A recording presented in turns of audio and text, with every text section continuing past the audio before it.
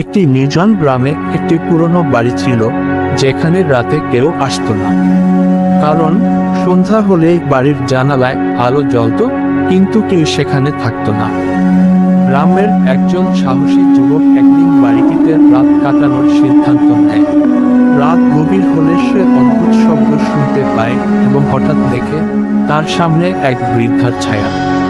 ছায়াটি ধীরে ধীরে তার দিকে এগিয়ে আসে এবং তখনই যুবকটি বুঝতে পারে বৃদ্ধা আসলে বাড়িটির পুরনো মালিক, যে বহু বছর আগে মারা গিয়েছিল।